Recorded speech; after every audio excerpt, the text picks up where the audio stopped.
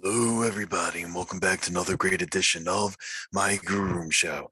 And for the Grue Rume Show today, we've got a very cool guest, and her name is Christine Milo, and she is an actress, a writer, a director, a producer. She wears many, many hats, and I'm going to talk to her about all of it. I am Rocco Cross. I am the host at Stutters. I am the host of the Grue Room, and my interview will be coming up very soon. This is my Grue Room, and as always, welcome to my nightmare. Stay tuned. Yeah. Okay, welcome to Grue, and thank you so much for taking time out and coming on. Thank you so much for having me. I'm so excited. Definitely, yes, yes. I'm really happy to be doing this. We've been talking a little while, so I'm really happy to be uh, finally meeting you through the internet, or Isn't it amazing? So at the moment I'm in Queensland, Australia. So I'm a different time zone, completely different, space on the earth. So this is incredible. I love right, exactly. it. So the first thing I wanted to ask you is, like, I see you do so many different things. Like, you act, you write, you direct, you produce. And how did that all come about, and how do you find time? Um, I'll let you know when I figure out that second part of the question. I sacrifice a lot of sleep, unfortunately. Um, well, yeah, that's a great question. And honestly, it came out of necessity. So when I finished acting school, it was a little quiet for me here in Australia. And the thing that I kept being told was like, you have to make your own work. And so that's what I did. I was like, all right, well, what do I need to do? How do I go about this? And short film was, the most obvious choice. So I started writing my own short films. I started producing and directing, and finding creative people to collaborate with who wanted the same kind of thing. And honestly, it was also just a lot of fun. I learned so much doing, those little projects and projects with my friends, and getting behind the scenes and making opportunities for ourselves in front of the camera, that I credit, I feel like, a lot of my work ethic uh, and experience to those little short films that I did very, very early on. And I've been lucky enough that they branched out to these other opportunities where I could be in writers' rooms with some other talented people and have the opportunity to collaborate on other people's projects. So yeah, but necessity was where that kind of was born from. And luckily I was kind of good at it, that it worked out for me. Right? There you go. Thank you. Thank goodness. So when you were writing all these shorts, and you also starred in most of them too, right? Yeah, yeah, I did. Obnoxiously did. So is it hard to write something and actually star in the thing that you're writing?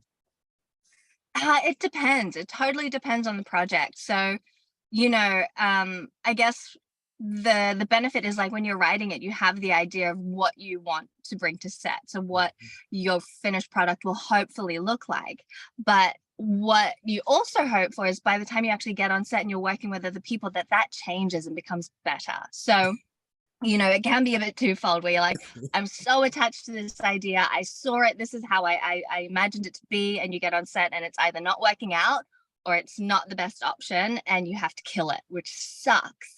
Um, or you get on there and you're like, you know what? That's a better joke. I'm gonna steal with that. We're gonna roll with that. We'll go with that improv. So it is a bit twofold. It totally depends on the project, who you're working with.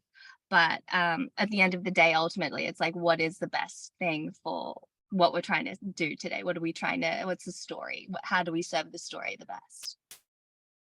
Yeah. Okay. Yeah. Yeah. And for being someone who's both in front of the camera and also behind it, is there one you prefer over the other? Great question. You know what? For a while there, I got really comfortable writing. I got really Okay. comfortable in that groove and in that flow. But there is nothing for me personally that beats being on set in front of the camera, and Yeah. when you're in it with your scene partner and it just falls into place, it feels like magic. So, I've been fortunate enough that I've been too busy to write these days, um, which is a blessing. I would love to go back to it. I have some ideas floating around, but acting will always be my first love in this Oh, industry, and it's the thing that keeps my soul happy and fulfilled. So acting is priority at this stage, but who knows where that kind of all ends up. Yeah. yeah, definitely. And like when did your passion start for like for acting? Like what made your love for it happen? Um, so I actually started out performing when I was quite young. So I started in dance to begin with. I think I was maybe 6 when I actually started training, and then eventually found music and was like playing instruments. And then I guess, the natural progression was drama or acting. But the thing that I kind of, it was like this core memory that was unlocked recently was when DVDs came out, when they first came out, they had Yeah. the behind the scenes featurettes, Yeah. right? Yeah, right. Remember when DVDs first came out and now nobody watches them? We stream everything on the internet, which that's wild. But there are these round discs that we used to watch movies on. Yes, definitely. Um, and they had the behind the scenes featurettes, and Mhm. I fell in love with the behind the scenes process. I loved watching the sets being built. I loved watching the actors rehearse and when they called action and cut, and like, obviously loved watching movies and would reenact them. But when I saw that the magic behind the magic, I fell in love and I was like, I want to be Yeah. part of that. I didn't realize that that was a job. So it started then, and I think, gosh, I can't remember how old that I was when that first was like the idea, but I remember being 11 and being like, this is definitely what I want to do. Like acting, how do I get there? So it's been a long journey, but I think it was quite young that I decided that this was what I wanted to do. Nice, nice. And yeah, I was a big fan of buying the little round discs when they were out. Like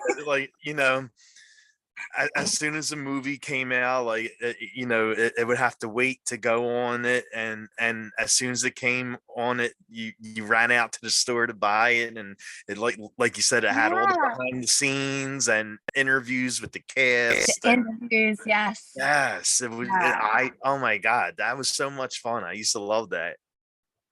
Yeah, yeah. It was a treat because otherwise you wouldn't see these things. Like that, the Exactly. internet wasn't really like, unless you caught it on television or they had like a special, I suppose. Like you never really saw those bits and pieces. And like, gosh, it blew my mind realizing how many people it takes, and Yeah. everyone has a role to play to make this happen. So yeah, it was pretty cool. Oh Pretty cool. yeah, definitely fun. And tell us about you star in a movie called Here Out West, and can you tell us a little bit about the film and about the role you play? Yeah, yeah, absolutely. So Here Out West is set in Western Sydney in Australia. It's an Australian film, and it's an anthology film. So we follow 8 different stories set in the western suburbs, and they all kind of uh, set off by this one incident. So a baby is stolen from a hospital, and we see how this affects these 8 different people's lives. And I play Roxanne, who happens to be working as a nurse in said hospital when the baby goes missing, and we follow her journey from that day, and it Mhm. seems to be the hardest day that she goes through in her work career, and also like one of the saddest days. So oh my gosh, it was such a privilege to be on this film. I never ever thought that I would play a Filipino character in Australian cinema. You don't see a lot of representation for the Filipino community, and then to be speaking Tagalog was, just a cherry on top. So I feel very fortunate that I got to tell her story, which was very personal to Vaughn, the writer, and his life. So yeah, it was a privilege. Oh wow. And Yeah. what did what did you like best about playing her? Oh my goodness. Her emotional journey was very demanding, but what I loved about Roxanne was her resilience. She is this strong, resilient woman, and she leads with heart and love, and she's just trying to get through one of the toughest days ever. It's her birthday, she's away from her family, nobody knows this, and she keeps that all very close to her chest, and she's just trying to get through. And I think that speaks to not just Filipino women, but Yeah. women in general, people in industries where you kind of just have to park your personal life and just get through it. So I think as an actor, they're the kinds of roles and the kinds of stories that you hope for, right? Where you get to play Yeah. these big emotional journeys. So yeah, it was an absolute gift. It was tough. Like I got on set and I was like, wow, she's really lonely. She doesn't interact with a lot of people.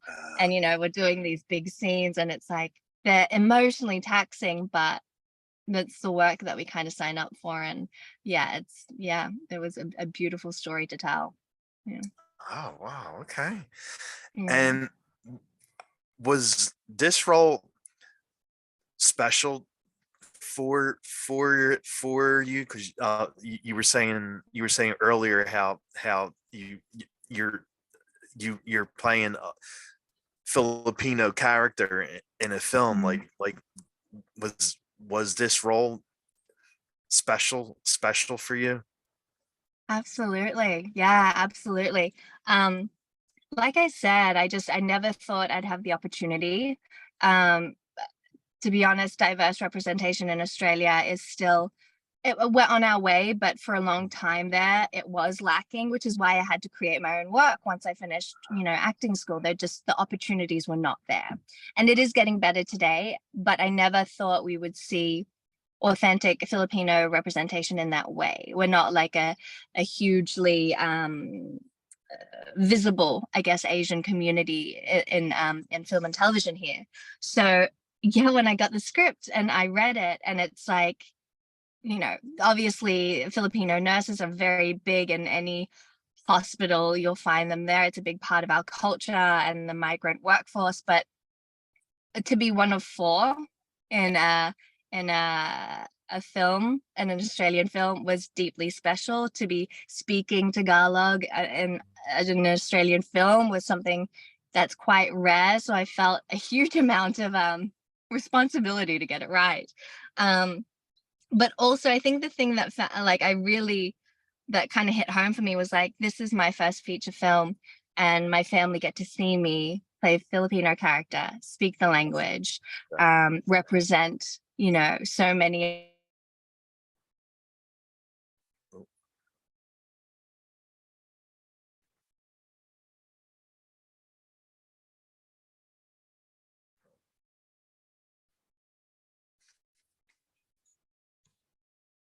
Oh my gosh, Oh, yeah, you were right in the middle I was of right in the middle of talking an about answer and we got cut off. I'm so talking sorry. about how much the um, role meant to you.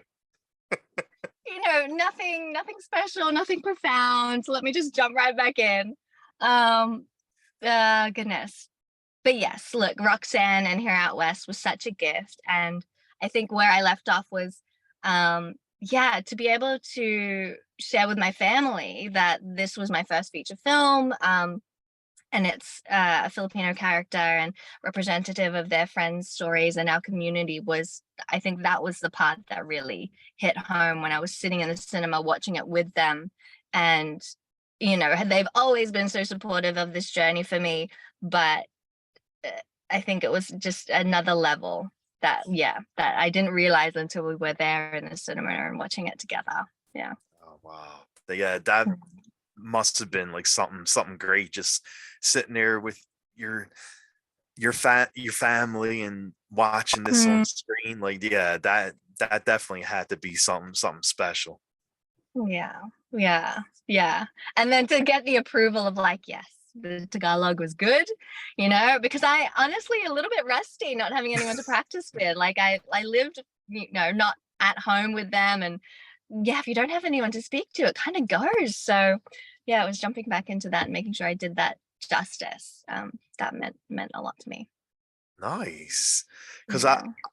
I was reading online, like your grandmom was actually one of the founders of the Filipino community, right?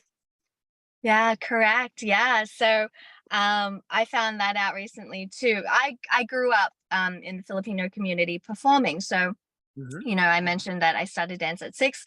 I actually started would we call it dance? I that's being generous, but I was 3 when they put me on stage and were like, okay, you're representing our community at these multicultural festivals, right? So but she and her friends, it was some of the first to kind of settle on the Gold Coast, and they created this little community for Filipino Australian people, just so obviously that they had a home away from home. And it's kind of grown into this thing where we have, yeah, they have charity galas, and they have, the Independence Day celebration. And yeah, they represent a few people here, which is really awesome. But yeah, she was one of the first to kind of get that all rolling. And growing up, you don't realize it, obviously, what that means, Yeah. but I'm really proud of her. And, I'm just so glad that they also took the chance to move to Australia when they did. And that meant that I had to have all these really beautiful opportunities as well. Yeah. Oh wow, Yeah. that's awesome. I love it. I love it. Mm.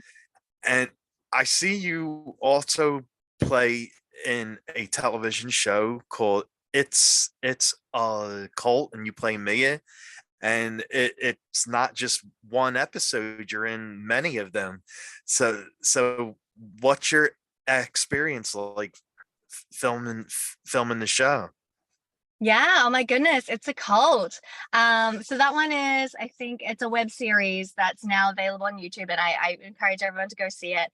It was such a huge, like, it was so much fun to be on part of this show. The writers are very talented. They had a lot of local Brisbane stand-up comedians and Oh sketch wow. artists, and actors as well, who I've had the pleasure of working with before. But when you're in that environment and sometimes there's a lot of improv, Yeah. I'm not great at improv. So trying to keep up, it was always tough, but they provided like such a wonderful supportive environment that you're like, okay, we'll give it a crack, and if it works, it works. If it doesn't, it doesn't. But it's a cult is a really fun story. Obviously, it's about a cult, but there is some puppets in there. There's some really fun adventure in there. It's heightened, but it's also really grounded in some of the characters' stories. So Mia's obviously going on this journey of like discovery, this transitionary period where she's trying to figure out who she is and what she wants to do with her life, and is she on track. And there's a lot of imposter syndrome that I feel like a lot of people can relate to, when you're in pursuit of a dream and not there yet. Yeah. And then you have, some of these other characters who are going through these really profound um hardships. So what really drew me in with It's a Cult was like, not only is it this heightened comedy that is just it's ridiculous but excellent, um they're real people, and they have these sad, heartbreaking stories, but they still come out on the other side. And they did a really beautiful job marrying those two things. So Oh, It's a Cult on YouTube. Give it a watch. It was a lot of fun. And again, I'm so grateful for it because it came at a time in my life where I was like, yeah, it was a really, again, for me, it mirrored kind of Mia's experience of like, all right, there's a shift happening. Which way are we going to go, Christine? So, yeah. Yeah. I like it. Yeah. And in one of your most recent films, is there a scene that you like filming the best for Oh, surrogate scandal? yeah. Oh, that's a tough question, Rocker. Oh my God. Like, how much do I want to give away? You know what? There were a couple of scenes that were a lot of fun to shoot. Obviously, the big showdown with um Louisa and Catherine in the show was a lot of fun. You know, it's very emotional, and you see this woman break, and we have this fun kind of, you know, Louisa's very great at fight choreography, and thankfully we got to do some like little stunty things. Nice. And yeah, that was a highlight for sure. Um, but I think I experienced my first, and I've never done this before. It's called a Friday in Canada, where Oh, you start. It's a night shoot. You start on a Friday, and you obviously don't wrap until the next day. So a Saturday, so a Friday, and that was the day we shot the big party scene where, you know, everything is revealed. Well, you think everything is revealed, right? And someone goes in the pool and it's all very big and like explosive. That was a lot of fun because everyone's involved in that scene, and you know, there's like some stunt things happening, and we have all the wonderful extras who make the scene what it is. And yeah, and by the end of it I was a bit delirious, I will not lie, because I was just like, hadn't done this before, you guys, and wasn't ready for it. And kind of showed up and they're like, oh yeah, this is what's happening. I was like, oh, well, of course we're shooting overnight, like it's a night scene, Christine, what are you thinking? But, but yeah, by the end of it I'd had many coffees and many teas and like probably didn't remember my own name, but it was a lot of probably not. No. fun. And was there any funny or cool stories that happened on set while you were filming this movie? Oh, funny or cool stories. Gosh. Do you know something I don't know, No, Roger? I don't. Hmm. I think, I mean, again, like, I feel like all of these movies have some like big, profound meaning in my life, but it was my first production in Vancouver, Mhm. Canada. So I didn't know what to expect, and some of the lingo was a bit different, but everyone was so lovely. Um, cool stories. Our director Amanda was pregnant during the shoot, like Oh heavily wow. pregnant. Yeah, and so like anytime anyone wanted to complain, we were just like, we can't, because Amanda's on here like 9 months pregnant, you guys, and she's just rocking through it. Like, get your stuff together. You're fine. You're doing great. So there's a bit of that, I think. Okay. And yeah, yeah. And like a couple of moments where I would obviously be in the accent while we're Mhm. shooting and then drop the accent. And Catherine was like, oh, your accent's good. I didn't realize. I was like, thank you. That's very sweet. So things like that kind of happening on set as well. Okay, nice.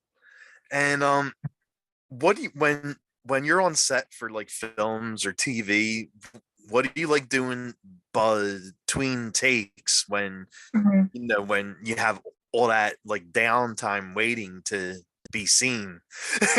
That's a really good question. Um, so they have these things called crafty on set. So you might usually find me snacking, which is, I'm usually just eating food, to be honest. Um, oh, cool, funny stories. All right. Well, I don't know if I should reveal this, but I think it might have been one of the long days on set for the surrogate scandal. I fell, I fell asleep on set, and like one of the ads, bless, came over and like put a blanket on me, and they have a video of me kind of like waking up, and I'm like, oh my god, I'm so sorry. So that sometimes happens, but you know, it's like they're long days, Oh and yeah. you're not always on, and like if it's an emotionally taxing scene, it's like, yeah, which is why for me anyway, it's like I snack a lot to kind of keep that energy up, or like it's a lot of Yes. coffee or caffeine, like just to keep going sometimes. And sometimes, different actors have different processes, and depending on the role or the project, I might just need time alone and like get ready for the next thing or what have you. Or it might be like the best thing for me in this project and the role is to keep interacting with people, keep that energy up, and keep, finding how would I interact with this person? How do we build more of a relationship and things like that? So it depends. But on the current one I'm working on at the moment, one of the ADs commented that every time they kind of find me, I've found a position on the floor on set somewhere to just chill and hang out because there's a lot of waiting. And I'm just like, oh yeah, Christine's sitting again. It's fine there. She's fine. She's relaxed. Oh, I'm a menace. Yeah. I'm professional, I swear. I know. And when you're not filming, what do you like doing during your free time? Oh, that's a great question. Oh gosh. Now that I'm back in Australia for a little bit on this other project, I've anytime I'm not on set, I'm at the beach. I'm making the most of it because Nice. I took for granted the beaches that we have here. They are beautiful, and like no matter where you go, no matter what coastline, it's like it's guaranteed to be just stunning. So anytime I can get away, even though we're moving into winter, I'm at the beach. But like I love being active. I run a lot. I try and exercise and try new things. At the moment, like my new thing is boxing, and Okay. I've also been bouldering and like, top roping. So try like to me, I guess the thing that I do when I'm not on set is saying yes to other opportunities because I feel like that kind of filters into the work that I do. So yeah, I really wish I could be like, oh, it's a lot of Netflix and like hanging out. Like, I have a long list of shows that people keep coming to me with, like, and like I'm in the industry, I should be watching all this stuff, right? And know what's happening out there. And it's like, I can barely keep up. So if you have any recommendations, throw them my way. They'll go on the list. They'll eventually get to. Yeah, yeah. You'll be like, all right, I'll watch this one in 2 months. I'll watch this one in three Yeah, weeks. exactly. Yeah, yeah. Everyone's talking about beef and like Oh I yeah. only just finished White Lotus season 2, so I'm so far behind. Like I got some catching up to do. But yeah, so And for music, what do you like listening to? Like, what's on your playlist? oh, great question. Ooh. Um oh, what do I like listening to? Gosh. I honestly like it's a mixed bag of it could be anything from like 90s rap to Okay. 2000s pop music to um some acoustic covers of the top 40 I really love. Nice. Um so it totally depends on the mood. I'm all over the place. There you go. That's good though. It's good to listen to all different kind of things. Yeah, yeah. Also love me some 70s funk. It just yeah, it totally depends on the mood. Okay. Okay. Yeah. And if you had to pick a go-to karaoke song, what would be your song? Ooh.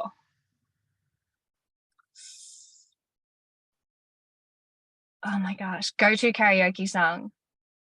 Do I have to sing it well or just sing it? Just sing it. Oh my god. You know what's a lot of fun? Toxic by Britney Spears Oh is yes. actually like, and everyone gets on board. So that's a really good one. Or like anything from the Backstreet Boys, people are down for. Pina Colada is a really good one that's on repeat for me when I'm out doing karaoke. And then, after a while, I will attempt some Whitney Houston. And I'm so sorry for anyone who's around at that point. Like, I feel like I've warmed up and can really like, nobody needs to see that, but that's where we end up. Oh my god. And what was the last song that was stuck in your head that you keep singing it over and over? Oh, great. Um, I feel like the songs that are on TikTok right now are Yes. like so catchy, and like I feel bad because I don't even know the names of the songs, but at the moment it's the one that's like, I've been drinking more alcohol for the past, but I'm doing a terrible job. Can you edit this out? Oh my god, I'm terrible. Or the one that's like, it's so inappropriate. Well, I mean, depends on who you're talking to, but like, what it is, ho, what's up? Oh my god, that one's in my brain. Terrible. And like, There you go. again, don't know the names of the songs. I'm really sorry to the artist. Like, I feel like but like they're everywhere. So Yes. TikTok, Yeah. yeah, When you I listen to blame those songs on TikTok, it does get stuck in it's your head. so catchy, and like everyone's doing these really cool dances, and everyone's doing these Mhm. really cool these songs. So it's like, of course, we'll like get stuck in. It does. It really does. I'll be like just scrolling, and then I'll hear the song, then I'll hear it again, and Hear then it I'll be again. like Hear it again. humming the Yeah, song, and they're like, yeah. "What song are you singing?" I said, "I don't know." Don't know. How did we get here? And you're like, full credit to them. Like they've created this really awesome song, and it just, Right. yeah, stuck. Exactly. And as you can see, I'm a big horror person, like a big horror Mm, fan. mhm. And are there any horror films that you like watching? Oh my gosh. Yes. I love horror films. My favorite would have to Oh, be Scream, nice. the original Scream? Scream. Yes. That is my ultimate favorite. Just again, because it's self-aware, but like actually terrifying. The twist, like I remember, yeah, like being horrified by this movie in the best way. I see you have Chucky back there. Chucky Yes. haunted me growing up. I Oh no. swear. My Oh God. And Chucky's Bride. Oh, no. yeah, great movies. I also loved Halloween, you Yes. know, just the ominous presence of Mike Myers in the back, just face with the soulless, like, gaze. Yeah, Mhm. great movie. I feel like there are also like a list that I need to get through these days, but I'm also a huge fan of horror comedy. Yeah, definitely. Yeah. Yes. So Yes. like Dawn of the Dead is That's a excellent. great, great Um, horror film. funny. The zombies is still terrifying. The way it's shot is just, yeah, punctuated really well. So yeah. What's your favorite horror movie, Rocco? Ooh, I got so many. It's like a 80s horror movie. It's called Night of the Demons. And Oh, it was made in like 88 or 89. Like that is like my all-time favorite horror movie. And I I mean it's nothing special. Like the acting is cheesy. It's like an 80s horror, but for yes. some reason I just like it. And then I love the Killer Clowns from Outer Space. I love that movie. I haven't seen either of these movies. I'll need to check them out. I assume that they are killer clowns from out of space. Otherwise, the title would be, "We need to work on that, you guys." It's definitely more comedy than horror. Love that. I mean, clowns are terrifying on their own, so Yeah. that's most of the hard work done for you. That's awesome. But of course, I like the classics, all the movies you mentioned, from Halloween, Scream, The Nightmare classic, on Elm yeah. Street, Friday the 13th, Mhm, Chucky, mhm. Texas Chainsaw Massacre, The Yep. Evil Dead is another one that I love. And Yes, the original one? yeah, Yeah, yeah. I I very just good. I just recently saw the Evil Dead Rise. That was really scary. Like, there's nothing funny Oh. about it. Right, I haven't seen that one. Oh, you know what I also loved? Was it Cabin in the Woods? I thought Yeah, that was really good too. I yeah, thought they did a really great job, and that felt fresh. Saw as well. yes. The first one was one of my favorite. Oh my God, absolutely horrifying. Like that's a terrifying movie. Yeah, I mean, they keep making those though. I think they're up to they Saw did. 10 now. I think they make 10 films. Like they're up to I Saw 10. We're in double digits now. That's crazy. I definitely am not up to date. Add that to the list. I think I might have seen up to 5, Okay. maybe. They start to kind of blur into each other a little bit. I think after 3, I can't even remember what the premise is after that. But like they keep finding ways to kill people off in these really creative ways. Oh my gosh, what is the Final Destination? Yeah, I love that That movie. is a great Yes. movie. My Yes. gosh. I feel like that traumatized an entire generation Probably um, did. in multiple ways. That was an excellent movie. Oh gosh. And Tony Todd is in that, the one who plays the Candy Man. Oh, is he? And every role this guy has, he's creepy, and he don't even have to act creepy. It's just like his presence. Right. I bet he's lovely in real life too, like it's always these actors who play like the villains, or, like these really creepy characters, and they're the loveliest human beings. You're like, where is this coming from? But also, you do it so well. Like, I of course know. you're gonna be brought back in for this. I know. Yeah, they just Exactly. have that thing. Can you imagine being like, you're so creepy. We're gonna make you a professional at it. I love that. Well, like he has like that real soft spoken voice, but it's terrifying though. Like like every role he has, he never raises his voice or screams. It's Right. Yeah. always that voice he uses for Candyman. It's always like that soft voice, but the way he presents it is terrifying.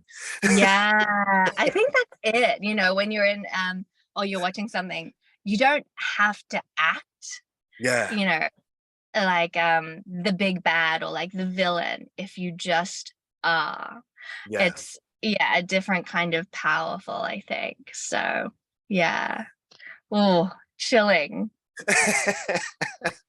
And I'm But, excited. I'm like, I really want to go watch some horror films. well, you say you love comedy horror. Like if you love that, I think you'll get a nice laugh out of the Killer Clowns from Outer Space. I'll have to check it out. Yeah, I've been going into the horror comedy genre and like doing a little bit of research and Mhm. yeah, just brushing up on all of that. Because the reason I'm in Australia at the moment is I'm doing a film in that genre, so Oh, I'll add it to nice. the list. Yes, yeah, All right, okay. yeah. Nice. And That's my space. what kind of food do you like? Like what's your favorite kind of food? Oh wow, big question.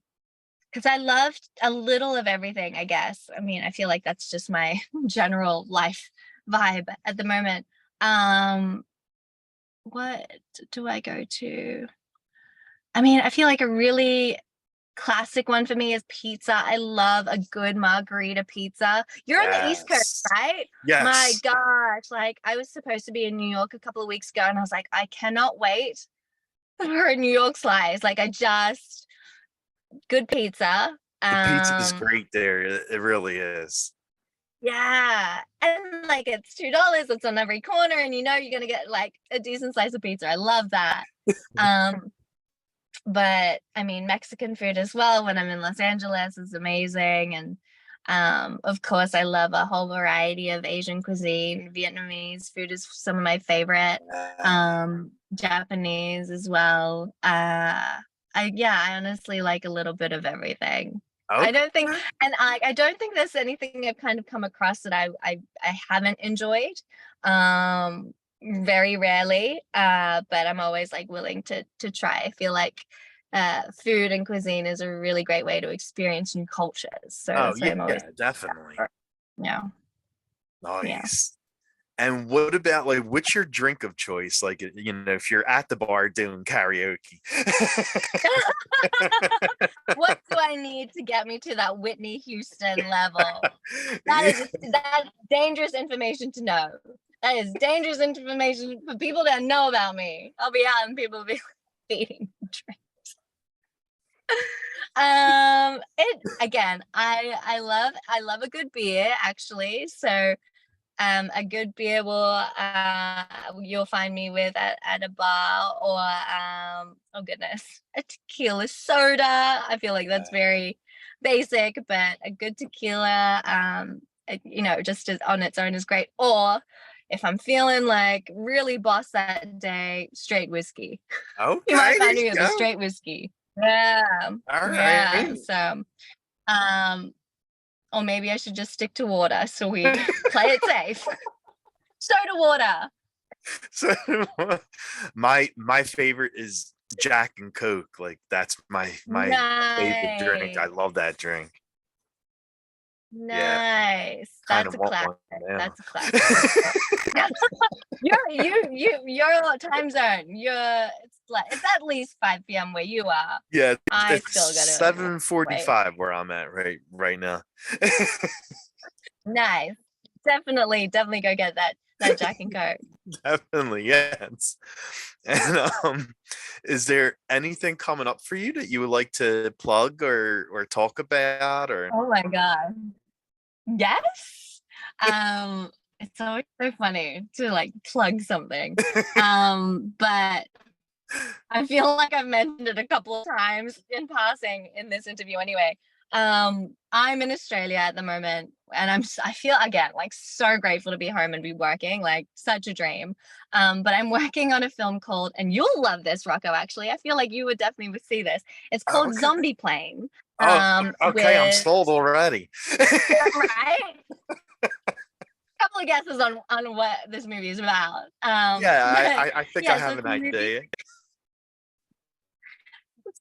It's a kind of, yeah, reminiscent of Killer Clowns in Outer Space. Very self-explanatory. This is Zombie Plane, and it's starring Vanilla Ice and Sophie Monk, and yeah, and basically a plane from Brisbane to LA takes off, and a zombie outbreak happens on the trip. I was like, can I reveal that? But then it's like, it's called Zombie Plane, Christine. I think you can. Yeah, well, yeah, I think everyone knows what.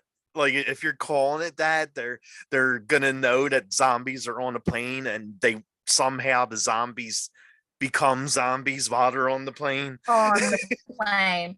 I would like to see the version where the zombies are boarding the plane and somebody thought it was a good idea to let them on. That's movie number 2. I like that. That could be I like where you're part going with that. part two, like in Exactly. zombie plane 2. You'll see Zombie the Plane 2. zombies coming on to the plane. I'll pitch it to the producers and see what they say. But yeah, so that's what I'm currently working on, and I just having a blast on set. I play Ying. She's the co-pilot of the plane. So yeah, look out for that one. I think that will be coming out sometime next year. Yeah, Are- Zombie Plane. Now, did you go out to a karaoke bar with Vanilla Ice and sing Ice Ice Baby? I did not, but you know, never say never, because like I'm going to put that out to the universe and manifest that for myself. No, unfortunately, we didn't get the opportunity to do karaoke, but we were on set and we're again waiting between takes. Yeah. Not a lot of snacking on this film, but there was a megaphone because we were doing this big stunt and it was quite loud, so they needed a megaphone to call the actions. And Vanilla Ice picks up the megaphone and hits us with a rendition of Ice Ice Baby, just spontaneously on a Friday night. Keeps everyone, and it was just like I had this moment on set and this is happening, and I was like, yeah, spit some fire. I love it. And I'm just like, what is my life right now? I have a front row, not even seat. I'm in standing. I'm a meter away from Vanilla Ice, and he's doing Ice Ice Baby. Iconic. That, And like that in itself made like the flight to Australia worth it. Was insane. And the man still has it. Really great stage presence, like had everyone going, like the oh crew my, loved it. We have there's a video out there of it, I'm sure. And yeah, we got a like a private concert from Vanilla Ice oh, doing Ice Ice Baby. oh my No one God, expected it. yes. That's brilliant. It was just as we were waiting for the next setup, he hits us with Ice Ice Baby. It was very, very, very cool. Oh my Yeah. God, that to me would have been worth it. Like just hearing and seeing that would have been worth it. It was, yeah, it was awesome. Like it just one of those moments where you're like, is this real life? If I'm dreaming, let me stay here for a bit because this is insane.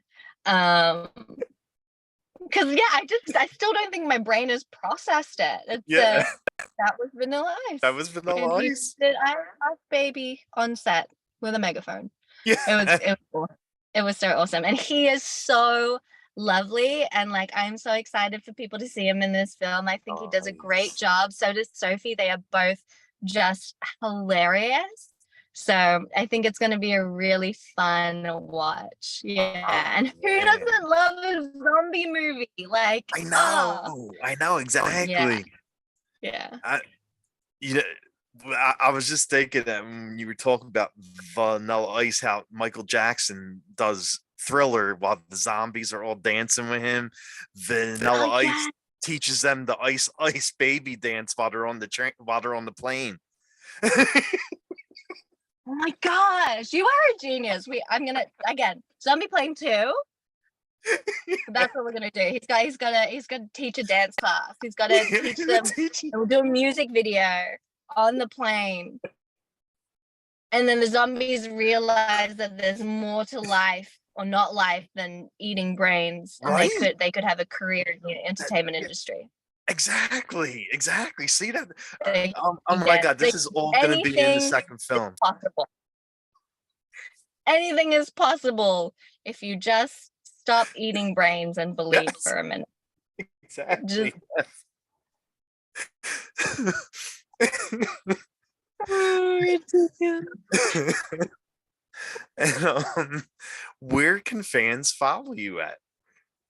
Oh, great question. So I'm on Instagram, Christine underscore Milo. That's probably the best way to keep up with, the things that I'm up to and, when, any updates on Zombie Plane and whatnot come out. So Instagram is where it's at. I am on TikTok. I'm really not that active on there. I'm only there to listen to the music, like we said, Yes. and scroll aimlessly while I'm supposed to be working. But Instagram is where you can find me and stay up to date with what I'm up to these days. Sweet. Okay. Well, thank you so much for taking time out of your day and doing the show. It was really awesome to meet you and laugh and talk, and it was a very fun time. Thank you. Oh, thank you, Rocco. I really appreciate it. Thank you for having me on. This has been so much fun. Yeah, And yeah, it was so lovely to meet you. I'm glad we got to do this, even though it's like from the car at the but beach. but it worked. But it You worked. know, it We worked. made it work, and I feel like it's very representative of me. So Exactly. I I love it. It was great. The sound was good, so I'm happy. for next time, same setup for next time. This is where I'll do all my interviews from Exactly. now Exactly. on. We'll talk about the horror movie when it's out. Yes, absolutely. That would be so much fun. I would love that. Okay. Okay. And then we could do our own karaoke of Ice Ice Baby for the Making dreams come true. That should be my go-to karaoke song from now on. That one's actually in my range, I feel. So oh, see, there you go. there we go. Sorted for next time. And then no one has to listen to me try and belt out some Whitney. Hey, That Oh, works. There you go. oh, this has been so much fun, Rocco. Thank you so much for having me on. Definitely. Like, yeah, it's really been a lot of fun. Thank you again. Thank you so much for doing it, and enjoy the rest of your day. Thank you so much. You too. Thank you.